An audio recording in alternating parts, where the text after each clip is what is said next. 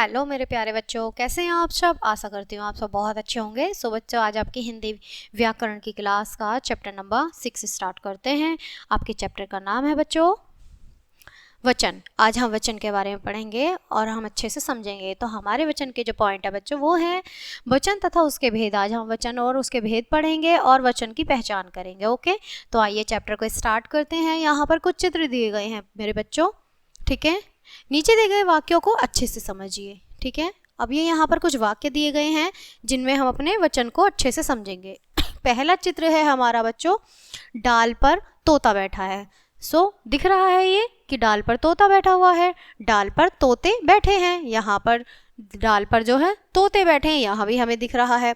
अब यहाँ हम पहचान कैसे करेंगे वचन की कि यहाँ पर डाल पर एक तोता बैठा है, तो तोता बैठा है, एक की बात हो रही है। और डाल पर तोते बैठे हैं तो मात्रा लगने से हमें पता चला है और हमारे चित्र में भी शो हो रहा है कि डाल पर तोते बैठे हैं, यानी कि एक से ज्यादा हैं, एक से ज्यादा हैं। ओके, लड़का खेल रहा है और लड़के खेल रहे हैं। यहाँ भी लड़का खेल रहा है, यहाँ एक की बात हो रही है। ओके, और यहाँ लड़के खेल रहे हैं एक से ज्यादा, बच्चे एक से ज्यादा हैं। तो आप पिक्चर में देख पा रहे हैं कि लड़के एक से ज्यादा हैं, तो क्या लड़के खेल रहे हैं। ऊपर दिए गए वाक्यों में छपे मोटे शब्द तोता व लड़का बता रहे हैं कि वे संख्या में एक हैं, और तोते व लड़के शब्दों में इससे पता चल रहा है कि वे अनेक हैं। संज्ञा के जिस रूप से संज्ञा में एक या अनेक होने का बोध होता है वह वचन कहलाता है। वचन के भेद। अब हम बच्चों वचन के भेद जानेंगे, काइंड्स ऑफ नंबर। ओके, एक वचन सिंगुलर, बहुवचन प्लूरल, ठीक है, प्लूरल है ना। सबसे पहले हम एक वचन देखेंगे सिंगुलर। शब्द के जिस रूप से उसके संख्या में एक होने का पता चलता है उसे एक वचन कहते हैं, जैसे लड़की, केला, माला, रुपया आदि।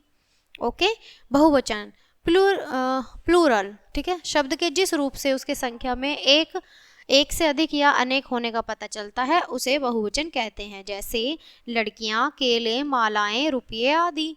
कुछ संज्ञा शब्दों के एक वचन या बहुवचन के रूप होते हैं बच्चों। वचनों को पहचानना। अब हम बच्चों यहाँ पर देखेंगे वचनों को पहचानना। ओके, वचन की पहचान संज्ञा व क्रिया के रूप से की जा सकती है, जैसे एक वचन पंखा चल रहा है, तो पंखा क्या चल रहा है, यानी कि एक पंखा चल रहा है।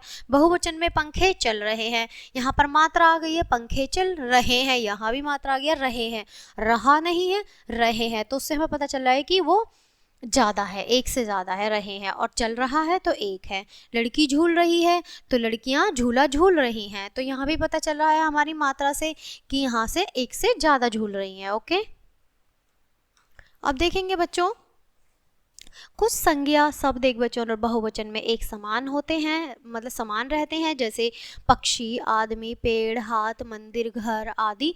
ऐसे शब्दों को वचन क्रिया के रूप से पहचाने जाते हैं, जैसे मंदिर खुला है, एक वचन, हाथ गंदा है, एक वचन।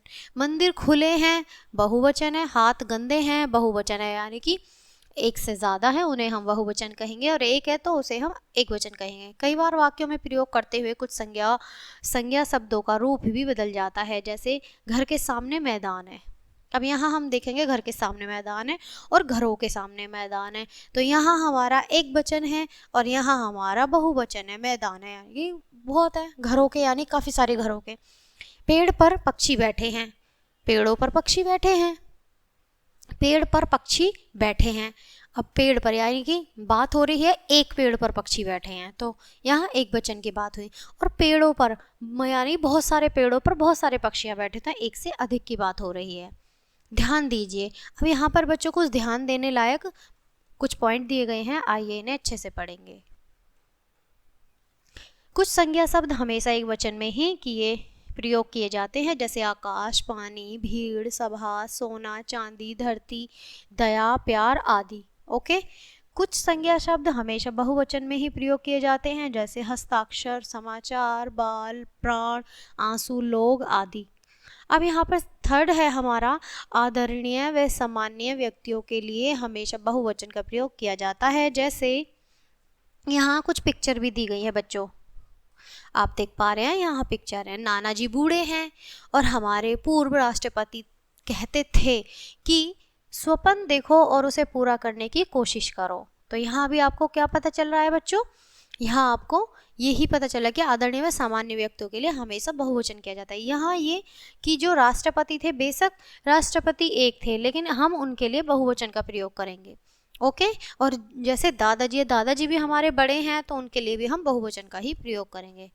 ओके, एक वचन से बहुवचन में बदलने के कुछ नियम। यहाँ पर बच्चों कुछ नियम दिए गए हैं एक वचन से बहुवचन में बदलने के नियम।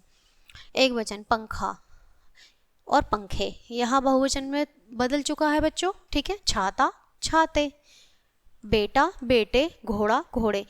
कहने का मतलब ये है बच्चों, जैसे बेटा, एक बेटा हुआ तो बेटा एक है, और वो बदलेगा कैसे कि एक और बेटा है। अगर दो बेटे हैं तो फिर बहुवचन में आ जाएंगे बेटे। ओके, अंत में ए, ये चंद्र बिंदु में भी बच्चों हमें पता चलता है कि ये बहुवचन में आता है। जैसे कि हमारा यहाँ शब्दों के अंत में आ और ए से पता चल रहा है हमें कि वो हमारा बहुवचन बन रहा है, ठीक है। यहाँ पर हमारा अंत में ए चंद्र बिंदु लग के अगर आ रहा है, वो भी हमारा क्या है कि बहुवचन बन रहा है। माला, अब मालाएं, दिशा और दिशाएं, यहाँ भी हमारा चंद्र बिंदु लग रहा है, तो इसका मतलब ये है कि ये बहुवचन बैठा है। लता लताएं और माता माताएं, यहाँ भी। ओके, अब यहाँ आप देखेंगे कि अंत में ए और ए अंग की बिंदी लग के, उससे पता चल रहा है कि हमारा ये बहुवचन है। एक वचन हमारा बहुवचन में बदल रहा है, जैसे रात और रातें, बिंदु लग रहा है, आप देख पा रहे हैं। बहन और बहनें, मेज मेजें, आंख आंखें, यहाँ चंद्र बिंदु और अंक की बिंदी भी प्रयोग में लाई गई है। आगे देखेंगे आप, आगे देखेंगे अंत में बड़ी ई को इया में बदलकर, बड़ी ई को इया में कैसे बदलेंगे बच्चों, घंटी और घंटियां। अब यहाँ पे क्या है कि बड़ी ई, ओके, और यहाँ पर जैसे यहाँ ये रही बड़ी ई का प्रयोग किया गया, मिठाई मिठाइयाँ, और यहाँ या मतलब बड़ी ई और या चंद्र बिंदु के साथ लगाया गया, ठीक है। जैसे तितली और तितलियाँ, नदी और नदियाँ, मिठाई और मिठाइयाँ। ओके, अध्यापन संकेत, अब यहाँ पर कुछ अध्यापन संकेत। छात्रों को समझाएं कि वर्णों के ऊपर लगी मात्राओं के साथ चंद्र बिंदु बिंदु के रूप में लगता है, जैसे रातें न कि रातें, ठीक है। जब हम रातें लिखेंगे वहां पे चंद्र बिंदु नहीं बिंदु लगेगा। ओके, अब आप समझ पा रहे हैं। अंत में आइए या को या में बदलकर, अब या के साथ चंद्र बिंदु लगा गया है, अंत में हम इसको देखेंगे। ओके, अच्छे से समझेंगे।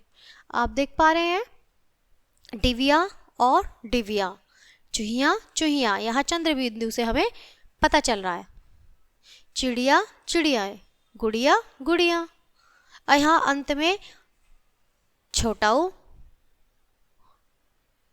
और बड़ाऊ ओ को आने पर ए जोड़कर, वस्तु वस्तुए, वधु वधुए। ओके, ऋतु ऋतुवे, गो गोए।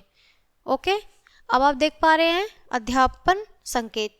छात्रों को समझाएं कि वर्णों के अंत में यदि बड़ा ऊ आता है तो ए लगाने पर बड़ा ऊ छोटा ऊ में बदल जाता है, जैसे बहु बहुए। आप देख पा रहे हैं यहाँ पर ये बदल गया है। यह भी जाने, अब बच्चों यहाँ देखेंगे अब यह भी जाने। ओके, व्यक्तिवाचक भाव और धातुओं का बोध कराने वाली जातिवाचक संज्ञाएं सदैव एक वचन में आती हैं, जैसे अकबर, नेहरू, बुढ़ापा, चांदी। ये सब क्या है बच्चों, ये हमारी एक वचन जातिवाचक में आती हैं। ओके, भाव जातिवाचक में आती हैं। आओ दोहराएं, शब्द के जिस रूप में एक या अनेक होने का पता चलता है उसे हम वचन कहते हैं। एक वचन अर्थात बहुवचन अर्थात एक से ज्यादा होता है। वचन की पहचान संज्ञा और क्रिया शब्दों के रूप से ही की जाती है। कुछ संज्ञा शब्द सदैव एक वचन में और कुछ सदैव बहुवचन में प्रयोग किए जाते हैं। आदरणीय व सामान्य व्यक्तियों के लिए हमेशा बहुवचन का प्रयोग किया जाता है। क्लियर है बच्चों? सो बच्चों, ये लेसन आपका यहीं ख़त्म करते हैं। आई होप आपने लेसन को एंजॉय किया होगा और अच्छे से समझ आया होगा। सो बच्चों, मिलती हूँ आपसे नेक्स्ट चैप्टर में नेक्स्ट वीडियो के साथ। तब तक के लिए bye bye and thanks for watching.